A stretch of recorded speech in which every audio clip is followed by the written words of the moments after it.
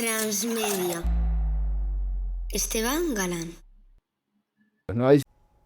Muy buenas, estamos en Transmedia con la profesora de la Glasgow Caledonian University, Lindsay Riley-Carey, y hoy tenemos el gusto de conversar con el bibliotecario Enrique Briceño Medina.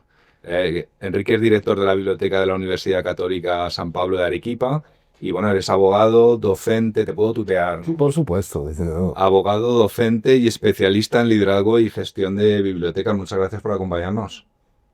En esta biblioteca hemos pasado ratos felices estos últimos días. Sí, es verdad. Me alegra mucho. Pero... Bueno, Enrique Miguel Briceño, desde hace años lidera un equipo que ha hecho un trabajo muy valioso para Arequipa y el sur del Perú. Habéis digitalizado y puesto en acceso archivos históricos de la prensa local.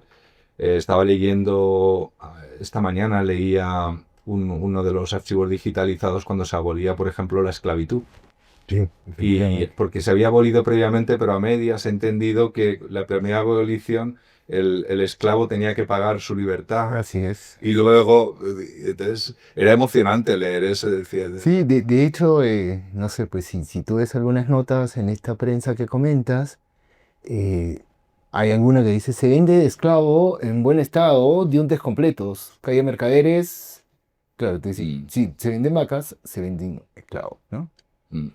Siguen siendo gráficos. El otro día compramos el diario de Arequipa, El Pueblo, Ajá. y la sección de anuncios por palabras sigue teniendo, sigue trayendo información. Mucha información. Información diversa. De hecho, sí, pues muchas cosas. Era clásico en Arequipa que si tú querías conseguir trabajo o conseguir una casa o algún servicio, ibas al suplemento de anuncios, ¿no? Ahí se anunciaba todo. Todo el mundo se enteraba. Había de todo en Estrella. Había de todo. Aún se mantienen algunas de esas costumbres. Pues este trabajo de digitalización, pues, ha puesto en acceso libre archivos históricos de la prensa local y el archivo personal, por ejemplo, del expresidente Bustamante y Rivero. Y hay documentos muy valiosos, algunas joyas, como por ejemplo la colección de la investigadora escocesa Lindsay, como... Sabine McCormack. Sí. Sabine McCormack, es verdad. Con una historia interesante, además, Enrique. Sí, efectivamente. La gestión de este traslado fue hecha en su momento pues, por los responsables del Instituto de la Pastoral Andina y en ese tiempo del Centro de Estudios Peruanos también, Pamela Cabala del Centro de Estudios Peruanos, Fernando Valle en su momento, llegaron con la noticia que esta investigadora, que se había enamorado del Instituto de la Pastoral Andina, que había trabajado mucho con el Instituto de la Pastoral Andina, había decidido dejarle sus libros al IPA, ¿no? Y que, el IPA decidió donarle los libros a la universidad. Y nosotros procesamos estos libros, que creo que son una de las colecciones más importantes del sur del país, ¿no? Una universidad, la Universidad Católica de San Pablo, que ha cumplido 28 años recientemente y además lo celebró ayer con un impresionante concierto. Fuimos al concierto. Claro. Somos en todas partes. Eso es bien. Ya les vamos a hacer contrato entonces. Bueno, podemos hablarlo, podemos... Nos gusta Arequipa, ¿eh? Es una gran ciudad. Sí. Es una gran ciudad. Sí, es verdad. Y nada, la universidad efectivamente me hace como el esfuerzo de tener un enfoque adicional a la oferta que se tenía, ¿no? La Universidad Nacional de San Agustín, que hace un gran trabajo, la Universidad Católica de Santa María, y hace 28 años nace la Universidad Católica San Pablo, ¿no? Y muchos de los fundadores todavía están aquí. Nuestro doctor rector es fundador de la universidad, ¿no? Y nada, pues, esperamos cumplir 500 años como la Universidad de Valencia, si Dios lo permite. Muchos más. Y muchos más.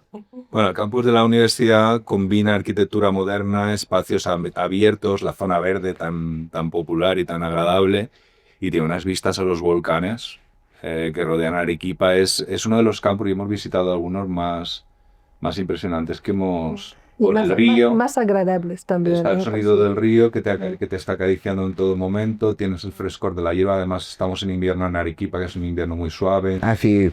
Sí. muy agradable. Y luego las montañas son montañas, vamos hablando de montañas que rozan los 6.000, rozan por arriba, por abajo los 6.000 metros, volcanes, y con nieve, digamos, coronadas con nieve. Y eso es interesante. De hecho, a veces, yo no es primera vez que escucho que la gente se impresiona de este campo porque tienes el río, tienes las montañas y la nieve, y a veces nosotros, digamos, acostumbrados a verlo tanto tiempo, no lo percibimos. Es una de las cosas que decía don Eusebio Quirós Pasoldán. De hecho, esto, por supuesto, es una chanza, digamos, un chascarrillo usual, pero esta es la República Independiente de Arequipa. ¿Sí? O sea, y esto, por supuesto, tiene además de una tradición. Efectivamente, durante la Guerra del Pacífico, Arequipa se niega a rendirse, ¿no? Y pretende elegirse independientemente de lo El arequipeño guerrero. y que no iba a pasar. Efectivamente, eso lo dice Ricardo Palma. Y Eusebio tiene una explicación. Eusebio dice, y pasa que Arequipa desarrolla un carácter propio, porque por un lado tienes el desierto, y por el otro lado tienes las montañas. Y nos convertimos en una isla. A diferencia de Lima, que tenía el mar, y entre cambio los barcos, nosotros tenemos el desierto por un lado, y las montañas por el otro. Entonces Arequipa empieza a tratar de sobrevivir sola, entenderse sola, y desarrolla una característica particular. Ricardo Palma llega a decir, bueno, pues Arequipa es una pistola apuntando al corazón de Lima. O sea, y las rebeliones venían. Hay un tema muy interesante a investigar que son las rebeliones de Arequipa. O sea, que se suscitan en varios momentos, ¿no? En defensa de la democracia, de la legalidad, pero muchas veces también en defensa de la iglesia, ¿no? Hemos visto esta mañana cuando fuimos a la casa de Lola, ¿cómo se llama? Flores. Sí, la sede Del BBVA. Ok, la casa de Flora Tristán. La casa de Flora Tristán. Y había un poema sobre conocer Arequipa. No puedes conocer Arequipa si solamente estás aquí para mirar. Es una ciudad que hay que vivirla. Es una ciudad que hay que vivirla. No es una ciudad para ver. Es una ciudad que se ve viviéndola. De hecho, y yo les recomiendo, si quieren, algunas de las frases, digamos, evocadoras de Arequipa están en los portales de Yanaguara, en la plaza de Yanaguara, en el mirador de Yanaguara. Las hemos leído, sí, son impresionantes. Sí. O sea, y son cantos como, bueno, no se nace en vano al pie del volcán. Sí. Y es algo que nos repetimos, ¿no? Sí, hay una conciencia de Arequipa presente, rebelde, ¿no? Orgullosa. Orgullosa, es verdad. Mestiza y orgullosa de su mestizaje, ¿no? Se dice una vez más Ricardo Palma en alguna de sus crónicas, si no me equivoco, que cuando en Lima o en otra ciudad sonaban campanas llamando a revolución, digamos, o la gente efectivamente cerraba sus tiendas, se metía a su casa. En Arequipa, cerrabas las tiendas, sacabas un fusil y preguntabas ¿por quién peleamos? Pero es diferente entonces de Puno, por ejemplo, o de Cusco. Sí, efectivamente. Bueno, Puno tiene un desarrollo particular también, ¿no? El altiplano, el lago Titicaca, las costumbres, una muy fuerte presencia quechua, ¿no? En su momento Puno y todo el altiplano responde sobre todo a la mina más grande de plata que existió de este lado del mundo, que es la mina Potosí, ¿no? Entonces las ciudades empiezan a crecer en torno a Potosí. Digo, es una forma de decirlo, ¿no? Juliaca, Puno, y además un fuerte acento comercial, ¿no? Cusco es otra lectura, ¿no? Es efectivamente una conciencia de ciudad imperial. Y para ellos es una ciudad imperial. Arequipa es más mestiza. Más mestiza. Bueno, en Arequipa está esta biblioteca que dirige el bibliotecario Enrique Briceño. Y bueno, se trabaja, es un lugar de donde se trabaja, tiene mucha asistencia de los estudiantes, que además activamente varias salas de estudio que utilizan zonas de lectura. Y bueno, es un lugar de diálogo y de conservación de la memoria histórica, ¿no? de la región a través de estos trabajos de recuperación del archivo. Y bueno, pues lo que vemos es que es un lugar de encuentro entre pasado, presente, proyección a futuro. Y Enrique, bueno, pues además de dirigir este espacio, también investigas y ha reflexionado, nos ha interesado mucho leerte lo que has escrito sobre el papel del derecho y la educación como esos pilares para construir una sociedad más justa y cohesionada. En esa defensa del compromiso social, la responsabilidad hacia el otro y el trabajo colectivo, hemos encontrado un vínculo profundo con el espíritu de reciprocidad andino llamado AINI, ¿no? Esa lógica andina de reciprocidad y construcción conjunta del bien común, que no es un tema específico de tu investigación, pero sí que lo tocas de alguna manera. Sí. Y de hecho creo que te agradezco sí, algunas modestas reflexiones. Creemos eso, y en general creo que el derecho responde a un sentido de bien común, a los objetivos que una sociedad se plantea. La única forma que el derecho, que es una herramienta, sea válido para todos y que además sea admitido por todos es que responda a nuestra naturaleza. Porque de otra forma lo que tenemos es una dictadura, lo que tenemos es opresión. Y creo además que la cultura peruana, esta es una hipótesis por supuesto, eh, creo que la cultura peruana se funda en esta figura de reciprocidad. Creo además que, eh, digamos, el periodo español, el momento de dominio español, no rompe necesariamente con esta cultura de reciprocidad y es por eso que se mantiene 300 años. En una cita te he leído que citabas que la identidad peruana es andina y es española. Y claro, Y que, digamos, tratar de reducir cualquiera de las dos es tratar de estar reduciendo la identidad peruana. que no es una cita mía, efectivamente, es, digamos, Víctor Andrés Belaúnde, que es el nombre de esta biblioteca, la biblioteca Víctor Andrés Belaúnde, tiene pues varios escritos junto con el doctor Raúl Porras Barrenechea o con Manuel de la Puente y en general un gran número de investigadores e intelectuales peruanos que a los que me adhiero modestamente sostenemos pues que la identidad del Perú solo se puede leer en clave de mestizaje. Si reducimos lo hispano, dejamos de ser peruanos. Y si reducimos lo andino, dejamos de ser peruanos.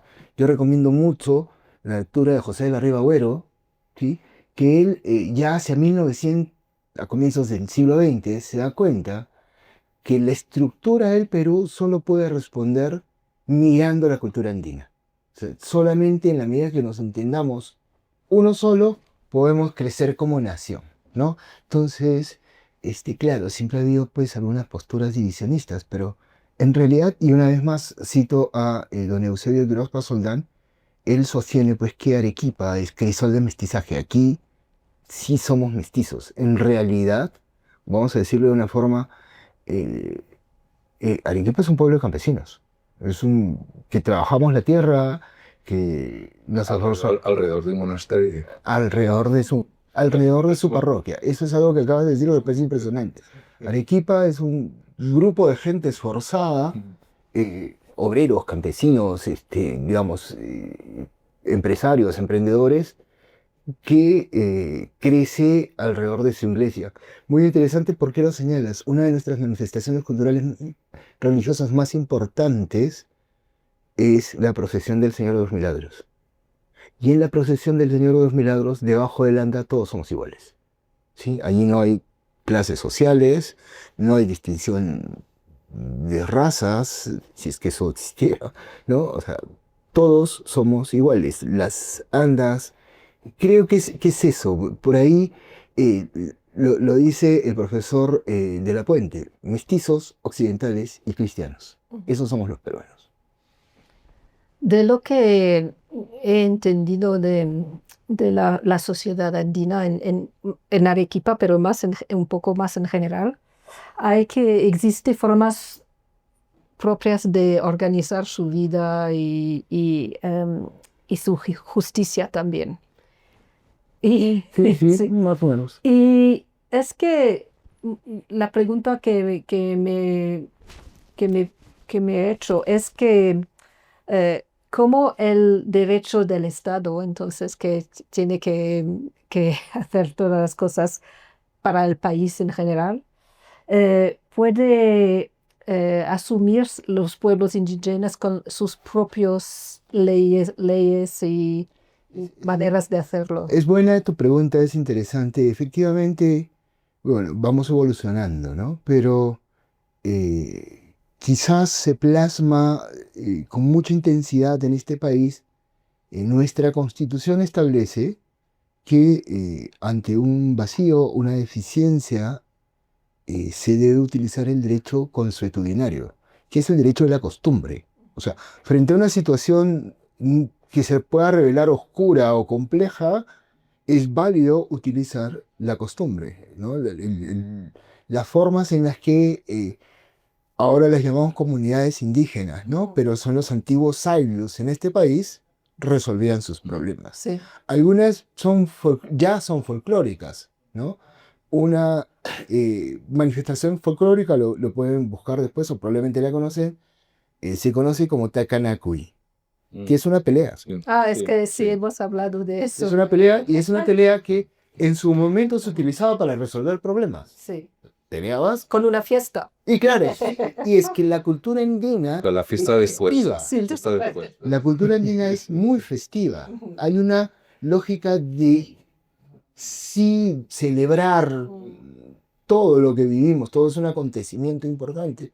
Y efectivamente, el Takunakui es una fiesta. Cuando yo era muy joven, más joven que ahora, Todavía sí, Todavía si sigue fuera, siendo si fuera joven. posible. Una de las manifestaciones que me parecían muy interesantes cuando hacíamos, digamos, apostolado, misión católica, y una de las cosas que hacíamos en los pueblos donde íbamos era ayudar a limpiar los canales de regadío.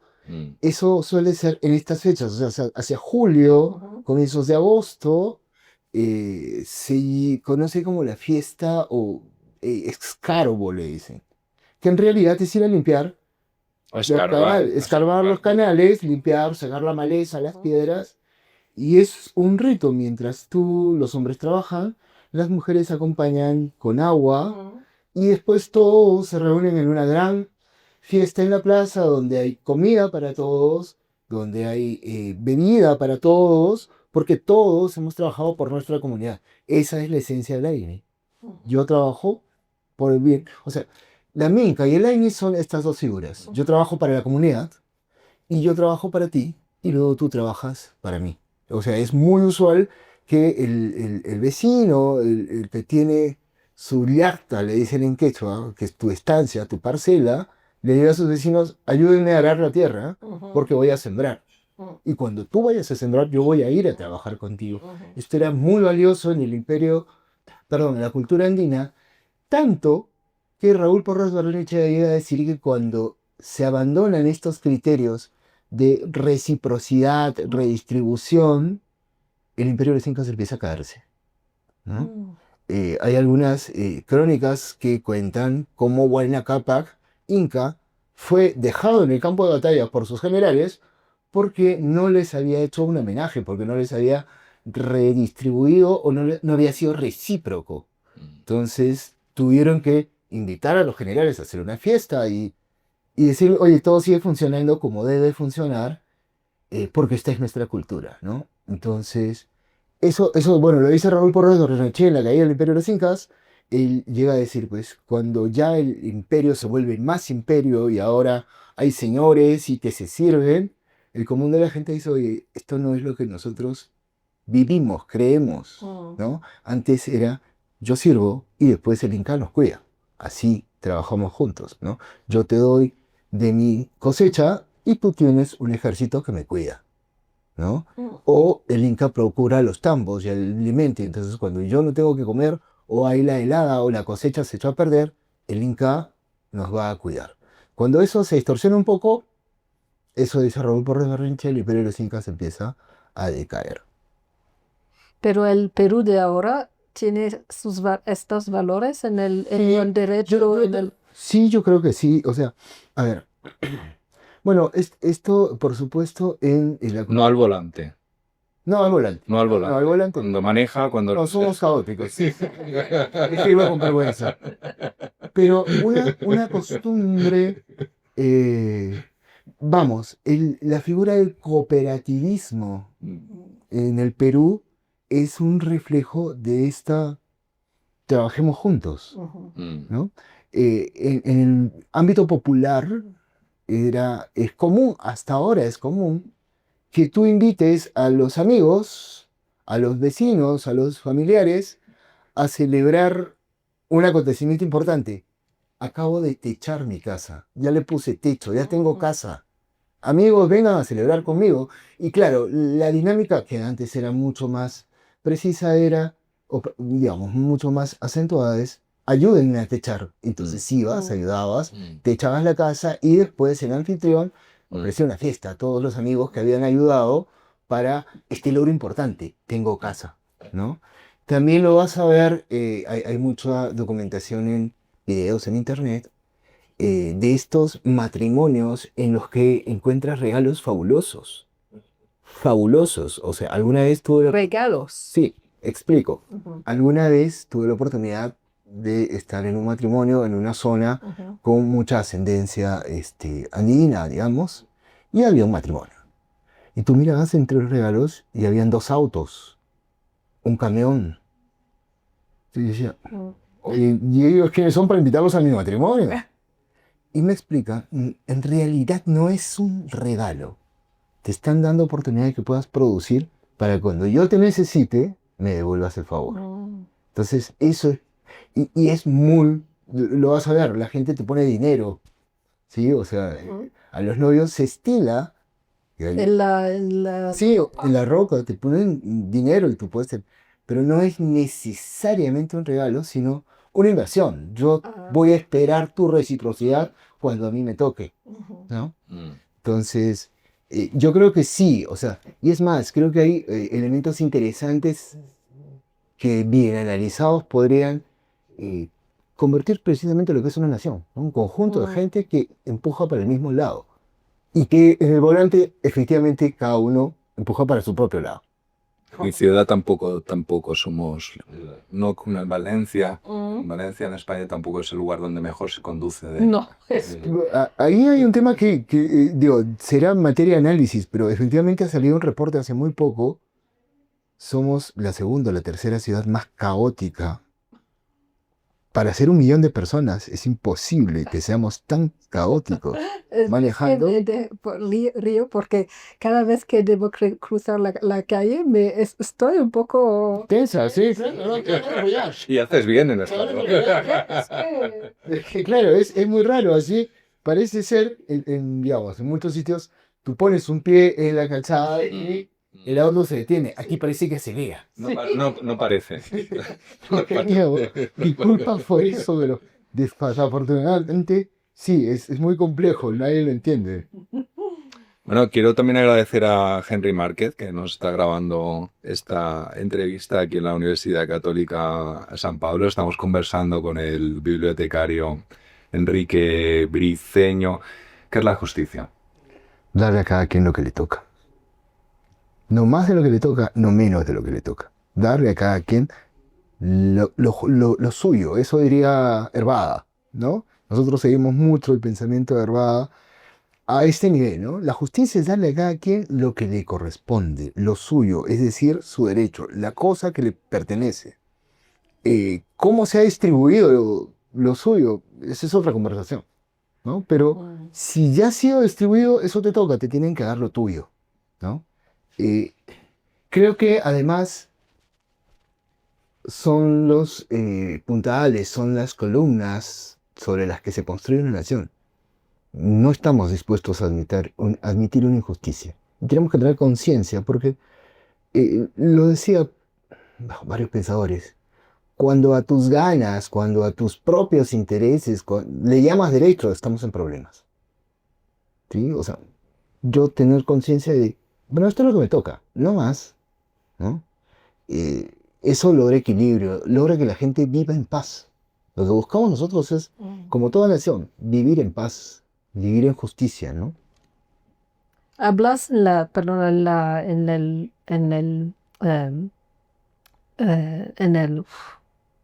Paper, no, sí, paper, que del derecho natural. sí, Sí, y es el profesor Evada, ¿no? sí, Era- efectivamente. sí, Sí.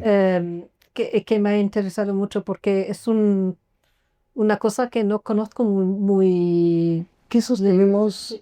Bueno, Derecho consuetudinario, costumbre. consuetudinario. Ujú. Pero ¿qué es lo que nosotros sostenemos como derecho natural? Efectivamente, me perdonen por ahí mis profesores si no lo digo totalmente como se debe, eh, pero hay derechos que son inherentes a las personas por el solo hecho de ser personas. Uno sencillo y evidente es todos tenemos derecho a vivir.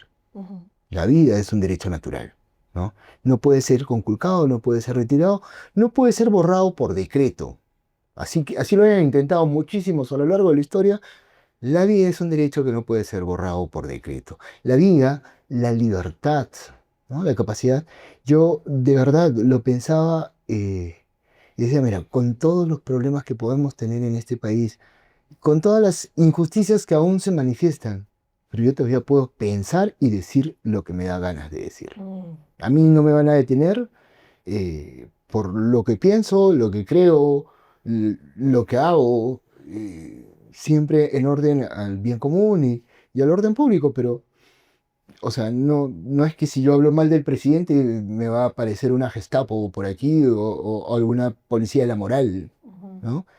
Creo que la libertad, y lo digo con mucha, eh, con mucha caridad, eh, la migración fuerte que ha sufrido ha pasado el Perú en estos últimos años. Tenemos 1 o 2 millones más de migrantes, sobre todo de Venezuela, Ujú. que salieron de su país. Probablemente no es que aquí hayan los mejores recursos, probablemente no ganas todo lo que deberías o podrías haber ganado, pero libre si eres. Aquí puedes Necesitan oxígeno. y claro, Pan y oxígeno. y que, digo, es peligroso, ¿no? Pan con Libertad es un partido aprista acá que... ¿La prensa tiene esta libertad también? Sí, sí, sí. Sí. De hecho, sí. O sea, creo que muchos, además, se atreven a decir cualquier cosa. Es muy complejo. O sea, yo creo que ejercer el derecho es importante en la medida que estés informado y creo que ese es el papel de la educación. Y por eso mi artículo no se publica en una revista de derecho, se publica en una revista de educación, Ujú. que sostengo que todos deberían tener conocimiento básico de derecho porque solamente se ejerce el derecho si estás informado, si sabes, Ujú. ¿no? Entonces, yo creo que la prensa tiene la libertad, sí, es verdad, es verdad. O sea, desde mi punto de vista,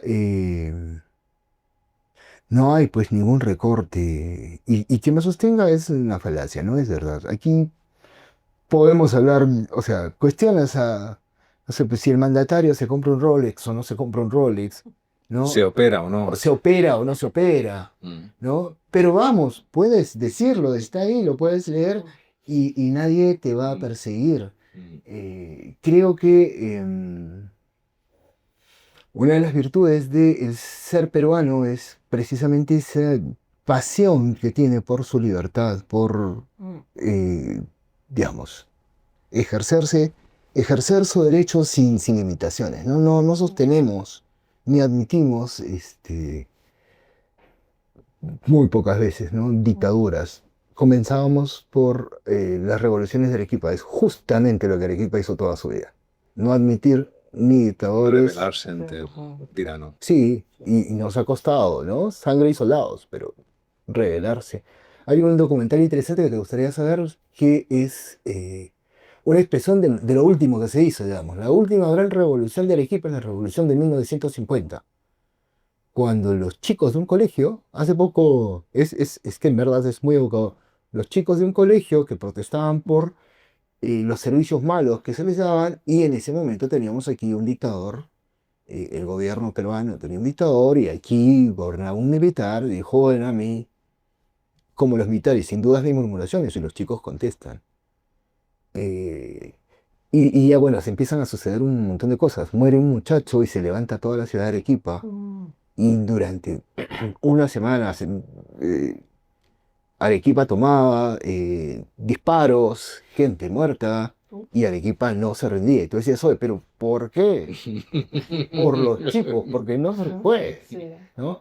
Te lo digo porque hace un poco aquí hay un mercado emblemático, es el mercado de San Camilo, que antes Sí. era un convento de Camilos, y es el mercado donde todos compraron en algún momento de su vida. Donde se vende el mejor queso helado. Ah, buenísimo, sí, lo probaste, sí, ese es No lo he ido, no hemos ido, pero tenemos que ir. Nos han dicho que en la segunda planta, detrás de las flores, Pregunta por un señor o una señora, es el mejor. el mejor queso. Rosa, sí. Mm. Es interesante, los chicos de este colegio se presentan todos en desfile y se plantan delante del mercado a dar las gracias otra vez porque esas señoras salieron a defenderlos. Cuando se dio esa revolución y los militares querían meter al colegio, las señoras salieron con cuchillos de carnicero con sus cosas, les están disparando a los alfeñiques, que son los chicos del Colegio de Independencia Americana. Y efectivamente, sientes eso. Entonces, durante todos los años, hace 50 años, estamos hablando de 1950, ¿sí? Una vez al año, en esa fecha, los chicos van y se forman delante del mercado a dar las gracias a esas señoras que en su momento los defendieron, ¿no? Wow. Sí, aquí se está haciendo una película de eso, de la revolución de 1950. Sí, unos investigadores chileno-peruanos están, digamos, armando un proyecto de eso. El convento de Santa Caterina, que también tienen que ir, no sé si han ido. Lo hemos visto, lo hemos visto. De hecho, esta tarde hay un concierto y queremos ir a... Ah, qué bonito, sí, vaya. Cierto, pero ya lo hemos visitado, es increíble. Es impresionante. Sí, impresionante. Eso es. Sí. Eso es un poco de Arequipa, ¿no? Sí, centrados en la religiosidad fuerte y en esta defensa de la libertad, de los derechos, de la justicia, que, digamos, encarna lo que quisiéramos vivir. En el tráfico no nos salió bien, pero después, de momento, esperamos corregirlo. Creo que vamos a corregirlo. Yo he pensado hacer una ciudad sin coches, solamente con peatones y bicicletas. Sería perfecto. Sería perfecto para eso. Lo hemos pensado mucho. Sí, en el centro. Sí, claro, en todo el centro histórico podría... De hecho, ya El clima es una ciudad llana. Llana, así es, no es que tengas muchas cuestas, no es el Cusco, ¿no? Que subes y bajas. Claro. Y sí, yo creo que, de hecho ya hay un par de calles peatonales, digamos, y funciona bastante bien. Funciona bien. Sí. Y funciona bastante bien. Mm. Hemos hablado de educación, hemos hablado de esa necesidad del arequipeño de reivindicar sus derechos. ¿Sabemos ser ciudadanos? ¿Educamos a ciudadanos? Yo creo que es una materia pendiente. Creo que hay que renovar el esfuerzo para que formemos auténticos ciudadanos. Yo a veces me pregunto eso y digo, yo no lo sé. A veces perdemos el sentido de patria. A veces, no lo sé. Creo que eso sí es una materia pendiente a nivel nacional. O sea, volver a entender hacia dónde vamos y saber, o sea, hay que decirlo a pesar de que a veces nos apene. Es complejo. Tú ves esto de no terminar de ser ciudadano cuando hemos cambiado 5 presidentes en 5 años, ¿no? Nos duele un poco la corrupción. La mitad de nuestros antiguos presidentes están acusados de corrupción o están en la cárcel, ¿no? Entonces tú dices, bueno, algo no nos está saliendo bien ahí. Algo no está... No parece que estén llegando los mejores.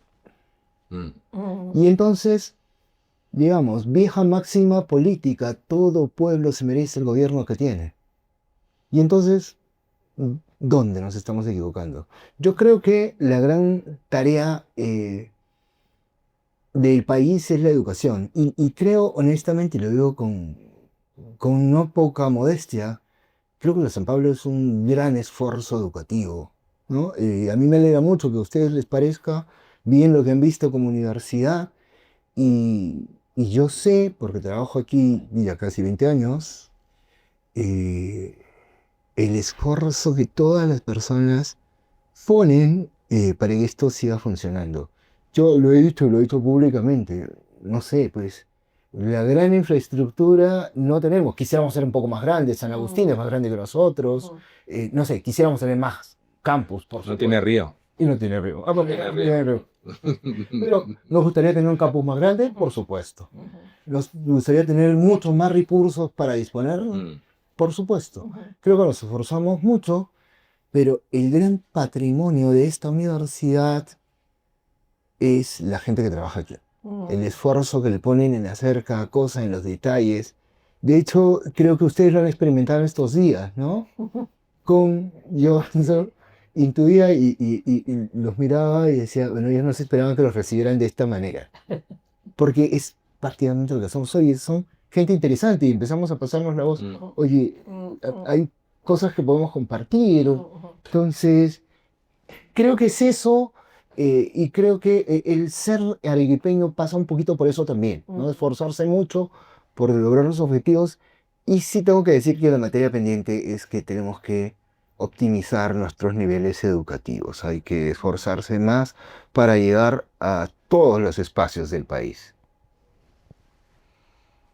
Bueno, tenemos retos, tenemos deberes, tenemos la educación pendiente y tenemos que terminar esta maravillosa conversación. Pero antes de acabar, yo me planteo, estamos hablando con un bibliotecario, en esta tarea, ¿cuál es el papel de la biblioteca? Qué bueno que lo preguntas porque es lo que yo pensaba para cerrar. Esto está todo guionizado. Sí, pues sí, Yo por supuesto. tengo la pregunta después.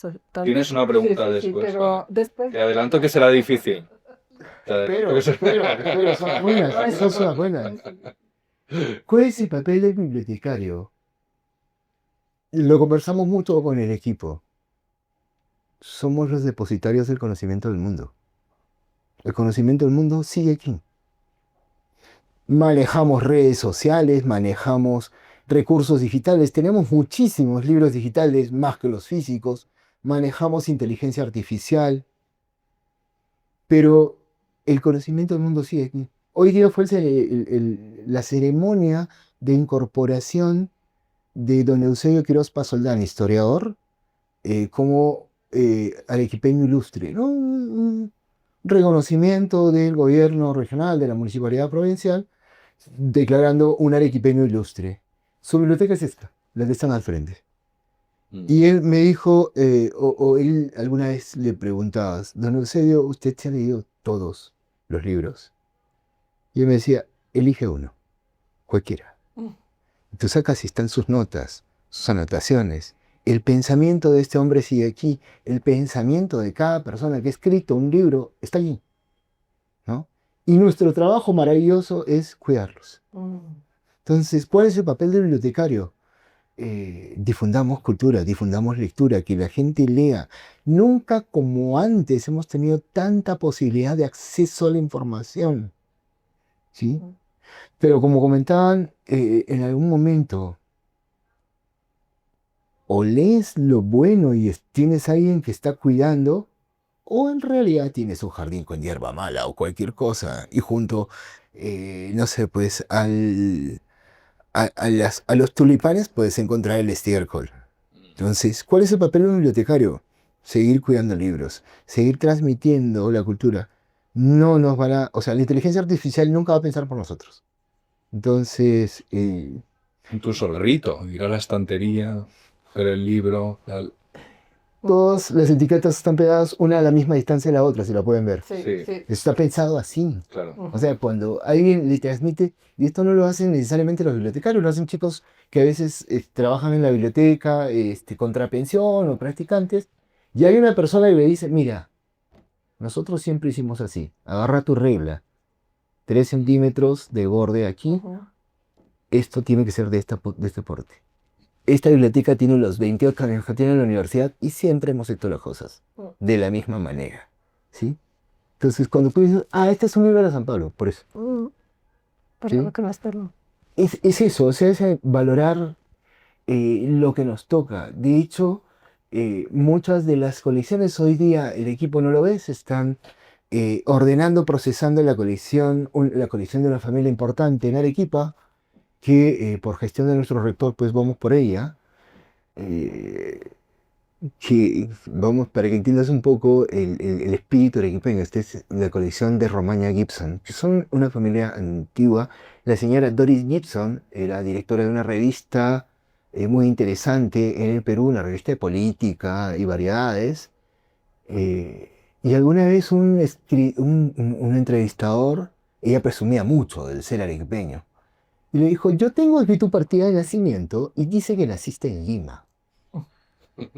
Y efectivamente ella nace en Lima y se muda a vivir a Arequipa muy joven, y ella contesta con una frase que es hecho icónica: los arequipeños nacemos donde nos da la gana. Perfectamente. Mi pregunta es la última, que no puedo dejar pasar una escocesa que tiene una colección. Entonces quiero saber de la colección de Sabine McCormack, ¿cuál es una cosa, o el libro más interesante o más... Difícil, porque son 12.500 libros. Uf, Entonces, y son 12.500 libros de una colección pensada. ¿Qué es lo que pretende la señora Sabine? Hacer un paralelo entre la evangelización de los pueblos bárbaros a la caída del Imperio Romano ujú. y la evangelización de la corona española a la caída del Imperio de los Incas o durante el tiempo del virreinato. Entonces, no me atrevería a decir que hay un libro en particular. De hecho, hemos encontrado pues algunos libros que son particularmente valiosos. Por ejemplo, tenemos un facsímil del testamento de Doña Isabel la Católica. Tenemos un facsímil del famoso libro de Fray Pedro de Gante, que es un catecismo Ujú. con pictogramas, con dibujos mayas, aztecas. Wow. Entonces, claro, esta señora ha coleccionado no rarezas, eran libros que efectivamente ha revisado y ha generado pues una interesante corriente de pensamiento. Hay varios de sus discípulos que se han contactado con nosotros y que nada, pretenden eh, venir, ver la colección y algunos otros sumar más libros de la colección. De hecho, la Biblioteca Nacional del Perú, no solamente por Sabine McCormack, sino por toda nuestra colección, ha identificado 4 libros. Ayer nos comentaron, la Biblioteca Nacional del Perú está postulando 4 de nuestros libros para que sean declarados Patrimonio Cultural de la Nación. Uf, Sí, nosotros muy felices, ¿no? uf. Son libros que, digamos, son interesantes y da un poquito lo que debemos hacer. Bueno, ha sido delicioso darle las gracias de nuevo a Henry Márquez, al bibliotecario Enrique Briceño. Y bueno, hemos hablado de la memoria de una ciudad como Arequipa, de cómo una universidad puede devolverle a su entorno más de lo que recibe y de qué papel juegan las bibliotecas como lugares donde el conocimiento no solo se guarda, sino que se comparte, se multiplica y circula en una lógica de reciprocidad, de dar y recibir muy cercana a lo que en el mundo andino se entiende como Aini, como Minca. Volvemos a encontrarnos. Desde luego que sí, esta es su casa. Muchas gracias por este espacio muy interesante de conversación y como han visto, la universidad los ha acogido bien porque creemos que el conocimiento le pertenece al mundo, ¿no? Entonces, modestamente, esta es la voz de la San Pablo, desde Arequipa, desde un país en el continente sudamericano y nada, proyectarse hasta Escocia, hasta España y lograr que nada, el mundo sea mejor, justo, reconciliado y recíproco. Yo además algo no le he contado, yo estudié en el CEU San Pablo de Valencia Ah, qué bahía. y tú has estudiado en En el Abato CEU, Oliva. sí, en el Abato Oliva de Barcelona. Así es. O sea, compartimos también. Algo de eso. Muchas gracias. Muchas gracias. Gracias.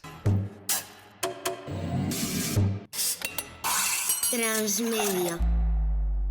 Esteban Galán.